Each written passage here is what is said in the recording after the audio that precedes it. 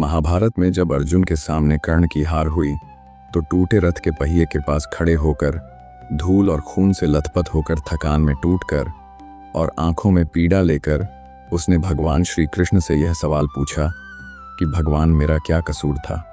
क्या कसूर था मेरा माधव? ये एक ऐसा सवाल था जो किसी एक व्यक्ति का नहीं, मानो हजारों जन्मों का दर्द लिए खड़ा था। जब कर्ण ने यह पूछा कि बताइए माधव, मैं कहाँ गलत था? मैं किस बात का अपराधी था? मैंने ऐसा क्या किया था कि मेरी पूरी जिंदगी संघर्ष, ठुकराहट, अपमान की आग में बीत गई? ऐसा क्यों हुआ माधव कि मेरे हिस्से में बस गालियां, श्राप और आरोप आए?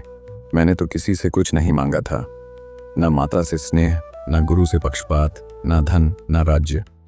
मैंने युद्ध किया, दान किया, मित्रता निभाई, लेकिन इसके बावजूद जीवन के अंतिम क्षणों में भी दुनिया मुझे अपराधी कह रही है। क्यों माधव? क्या दोष था मेरा? कृष्ण कर्ण को देखकर खामोश रहे। भगवान कृष्ण उस व्यक्ति को देख रहे थे जो बाहर से तो कठोर था, लेकिन प्रतीत हो रहा था कि भीतर से टुकड़ों में बिखरा हुआ है।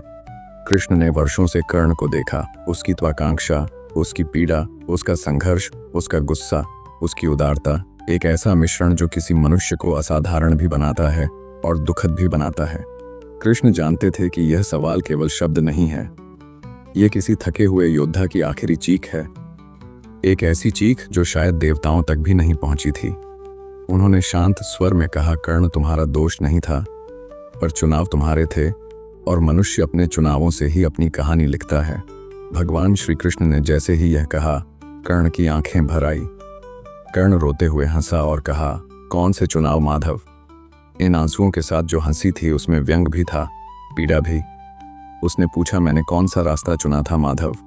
कब जीवन में मेरे हाथ में कुछ था?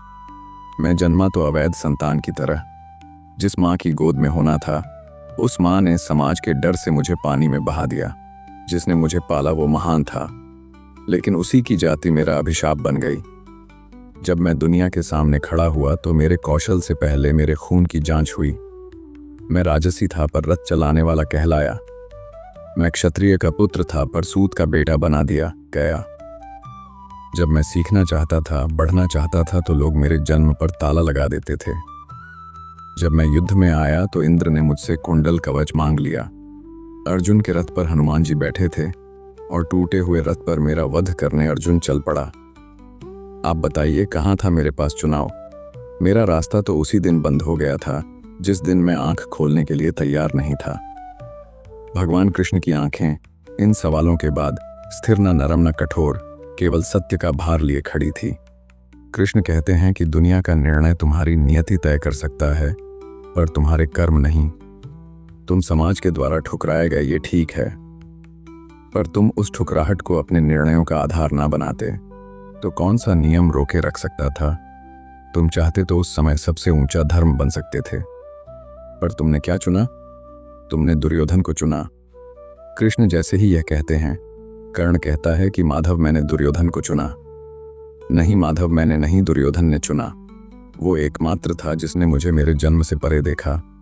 उसने कहा कि मैं राजा से कम नहीं हूं। उसने मुझे वह दिया जो दुनिया ने छीन लिया था, सम्मान। अगर मैं उसके व्यवहार के प्रति कृतज्ञ रहा तो क्या गलत था माधव? जिसने मेरा अपमान मिटाया उसका साथ देना क्या पाप था?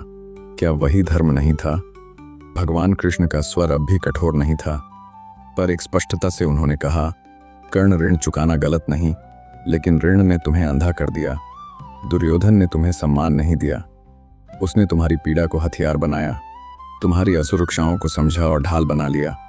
तुम उसके मित्र नहीं थे, उसकी त्वाकांक्षा का सबसे तेज तीर थे।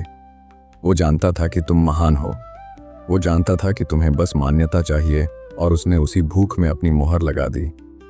कर्ण की आंखों में चोट थी, लेकिन भीतर कहीं स्वीकार की एक हल्की सी लकीर थी। फिर वो धीरे से कहा, अगर दुर्योधन नहीं होता तो मैं कहाँ होता आज? आज भी मुझे सूत कहकर समाज धकेल देता। उसने मुझे स्थान दिया, मुझे राज्य दिया, मुझे वो बनाया जो मैं हमेशा से बनना चाहता था। कृष्ण बोले कि उसी स्थान के बदले तुमने द्रौपदी का अपमान होते हुए देखा और तुम खामोश रहे। उसी राज्य के बदले तुम अधर्म को ढकने की कोशिश की। तुमने उसकी लड़ाई अपनी लड़ाई मान ली, जबकि युद्ध उसकी महत्वाकांक्षा का था, तुम्हारे धर्म का नहीं। कृष्ण कहे कि कर्ण तुम महान थे, पर तुम्हारी महानता सदा किसी और की सत्ता की दासी रही। तुम स्वतंत्र हो सकते थे, पर तुमने खुद अपने पैरों में दुर्योधन का बंधन डाल दिया। ये शब्द कर्ण की आत्मा में उतर गए। वो कुछ देर शांत रहा, फिर कहा कि माधव, लेकिन मैं दोषी कैसे हूँ? मेरा जन्म मेरा अपराध था क्या? क्या माँ का त्याग मेरा पाप था? क्या गुरुओं की उपेक्षा मेरी गलती थी? क्या अर्जुन को मिला आशीर्वाद और मुझे मिला श्राप किसी कर्म का फल थे? मेरा कवच कुंडल छीना जाना मेरी गलती थी, और आप कहते हैं चुनाव। इन सब में कहाँ चुनाव था? कृष्ण कहते हैं कि नहीं कर्ण, तुम्हारा दोष नहीं था, यह सब परीक्षा थी। पर परीक्षा में मनुष्य टूटेगा या तपेगा, यह वो चुनता है। अर्जुन और तुम दोनों महान, बस फर्क इतना था कि अर्जुन ने अपने भीतर की पीड़ाओं को शक्ति में बदला और तुमने अपने अन्याय को क्रोध में। क्रोध मनुष्य को अंधा कर देता है। कर्ण और अंधे होकर चुना गया मार्ग अगर चमकदार भी दिखे तो विनाश की तरफ ले जाता है। उसके बाद कर्ण श्री कृष्ण की तरफ नजरें उठाकर देखता है, थोड़ी नम, थोड़ी दोषी, थोड़ी थकी हुई। कहता है, फिर भी माधव बताइए ना, दोष क्या था मेरा? कृष्ण कहते हैं कि तुम्हारा दोष यह नहीं था कि तुम सूतपुत्र कहलाए। दोष यह था कि तुमने इस उपाधि को अपने स्वाभिमान से बड़ा बना लिया। दोष यह नहीं था कि समाज ने तुम्हें ठुकरा दिया। दोष यह था कि तुमने उस ठुकराहट को अपना धर्म बना लिया। दोष यह नहीं था कि दुर्योधन ने तुम्हें मित्र कहा। दोष यह था कि तुमने मित्रता के नाम पर न्याय को अनदेखा कर दिया। दोष यह नहीं था कर्ण की तुमसे गलतियां हुई। दोष यह था कि तुमने उन्हें भाग्य कहकर स्वीकार कर लिया, सुधारने की कोशिश नहीं की। और यह सबसे बड़ा दोष था कि तुमने जीवन भर अपने घावों को देखा, पर अपनी प्रकाशता को कभी नहीं देखा। तुमने खुद को कभी क्षमा नहीं किया। कर्ण कर्ण खामोश रहता है, मानो भीतर कोई पुरानी दीवार पहली बार टूटने लगी हो।